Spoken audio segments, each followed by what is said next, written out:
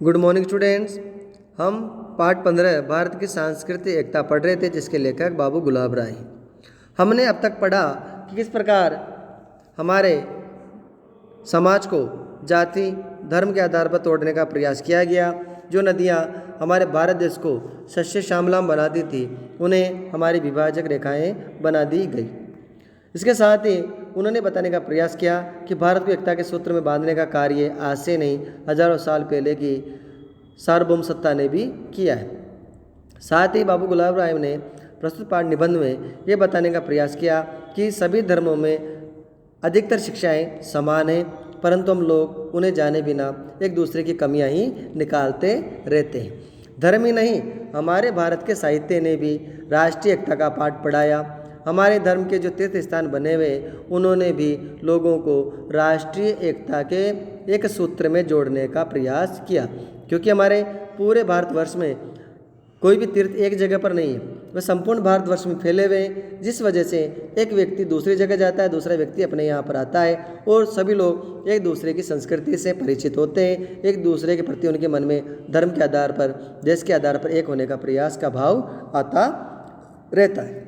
साथ ही हमारे जो संत कवि हुए, उन्होंने भी इस देश को अपने साहित्य के माध्यम से, अपनी रचनाओं के माध्यम से एक करने का प्रयास किया। चाहे कालिदास हो, भवभूति हो, शंकराचार्य हो, सभी संतों ने, कवियों ने हमारे भारतवर्ष को अपने साहित्य से, अपनी धार्मिक यात्राओं से, अपने मठों से, अपने पुस्तकों से एक रखने का प्रयास उन्होंने किया, और उसी प्रयास के कारण आज हम सब पूरे भारतवासी एक सूत्र में बंधे हुए प्रतीत होते हैं। अब देखिए, इसके बाद आता है भाषा। देखिए, धर्म हुए, काव्य हुए, कवि हुए, संत हुए, हमारे तीर्थ स्थान हुए। इसके बाद बाबू गुलाब राय भाषा के ऊपर आते हैं कि भाषा भी सभी लोगों को एकता के सूत्र में बांधने का कार्य करती है।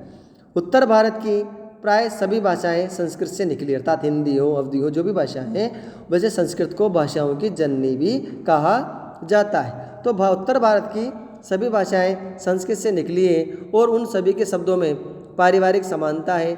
दक्षिण की सभी भाषाएं संस्कृत से प्रभावित हुई। उर्दू को छोड़कर सभी भाषाओं की वर्णमाला एक सी नहीं तो एक सी तो है। केवल लिपि का ही उनमें भेद होता है। उर्दू की अलग होती है, बाकी सभी भाषाओं की वर्णमाला एक जैसी प्रतीत होती है। भारत की प्राय सभी भाषाओं का साहित्य भगवान राम और कृष्ण के पावन गाथाओं से परिपूर्ण है। अर्थात भारत के साहित्य में भगवान राम, जो आदि पुरुष अर्थात पुरुषोत्तम भी कहे जाते हैं, उनकी शिक्षाएं और भगवान कृष्ण की शिक्षाओं से ही परिपूर्ण है। हम जितना भी साहित्य पढ़ते हैं, उन्हें भगवान राम और कृष्ण की महिमा का बखान सबसे ज़्यादा किया गया है भारतीय साहित्य में।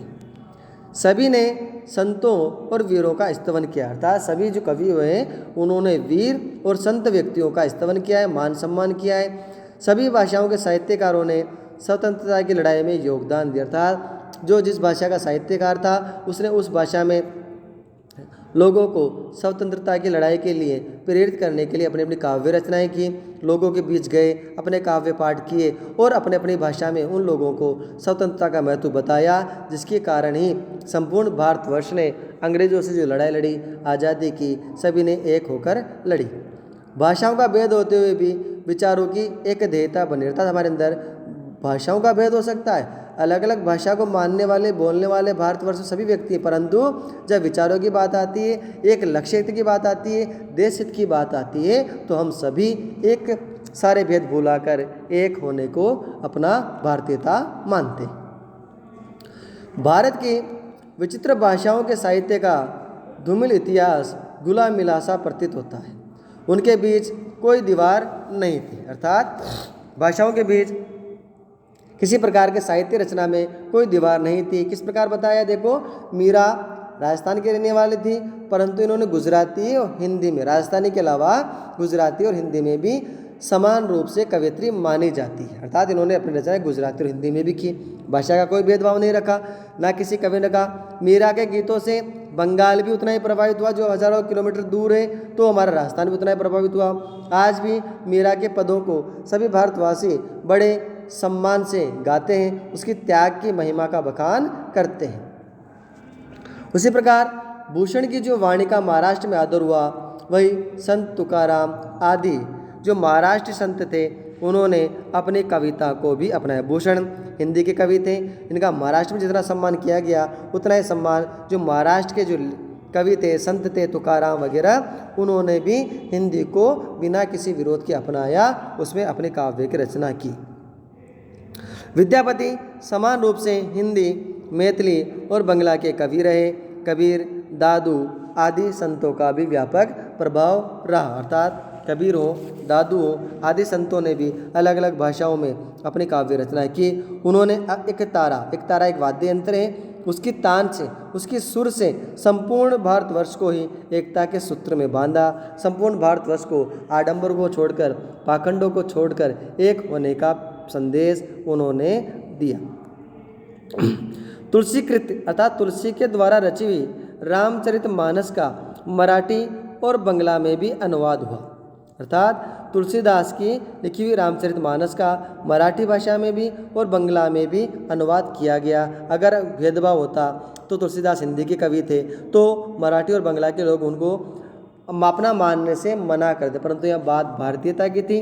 उन्हें पता है कि तुलसीदास भी भारत के एक महान श्रेष्ठ कवि हैं, इसलिए उनकी भाषाओं में लिखी हुई हिंदी भाषा की रामचरितमानस का मराठी और बंगला में अनुवाद हुआ।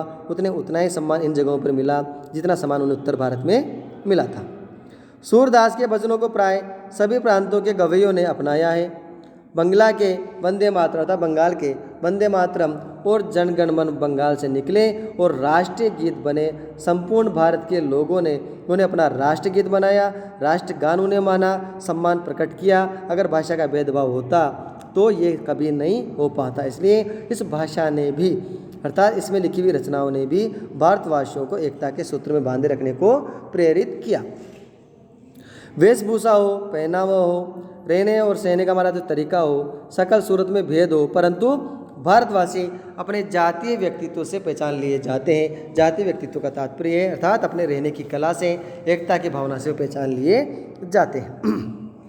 हमारा एक जातीय व्यक्तित्व है, हमारी जातीय मनोवृत्ति है, जीवन मीमांसा, रहन सहन, रीति रिवाज, उठने बैठने के ढंग, चाल डाल, वेशभूषा, साहित्य, संगीत और कला में अभिव्यक्त होता है। अर्थात विदेशी प्रभाव पड़ने पर भी ये बहुत अंशों में अक्षुण्ण बना रहा, अर्थात हमारे रहने, चाल डाल, वेशभूषा, साहित्य, संगीत सभी पर पाश्चात्य संस्कृति का प्रभाव पड़ा हुआ है।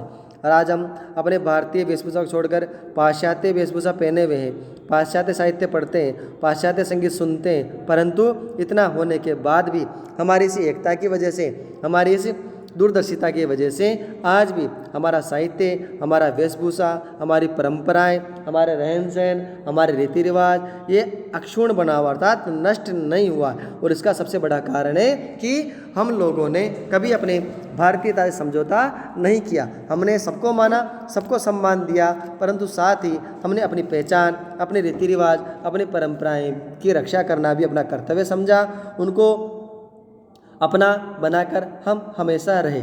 इसलिए कवि बाबूराव गुलाबराय कह रहे हैं लेखक कि यही हमारी एकता का मूल मंत्र है कि हम इतना होते हुए भी, इतना प्रभाव हमारे ऊपर पड़ा, इन सब प्रभावों के पड़ने के बाद भी हम आज भी सभी भारतवासी अपनी परंपराओं को, अपने रीति रिवाजों को भूले नहीं हैं। एक दूसरे से उन्हीं परंपराओं, उन्हीं मेलों, उन्हीं त्योहारों का पालन कर रहे हैं और इसी कारण हम सब लोग एक दूसरे से जुड़े हुए हैं। इस प्रकार बाबू गुलाब राय ने प्रस्तुत पाठ में हमारे देश को, नौजवानों को एक संदेश देने का प्रयास किया कि हमें किसी भी बाह्य आडंबर को छोड़ करके, हमें जाति पाति का भेदभाव भुला करके, हमें विदेशी ताकतों की चाल को समझते हुए संपूर्ण भारतवर्ष को धर्म के आधार पर नहीं बंटने देना है, जाति के आधार पर नहीं बंटने देना है, भाषा के आधार पर नहीं बंटने देना है, परंपराओं के नाम पर नहीं बंटने देना है। ये सब कब होगा? जब हम लोग सब एक दूसरे के धर्म का महत्व समझेंगे, एक दूसरे की धार्मिक शिक्षाओं को पहचानेंगे, क्योंकि किसी भी धर्म में एक दूसरे को, मानव जाति को आपस में लड़ने के लिए तोड़ने का विचार कहीं भी नहीं। सभी में समान भाव है, दया भाव है, प्रेम भाव है।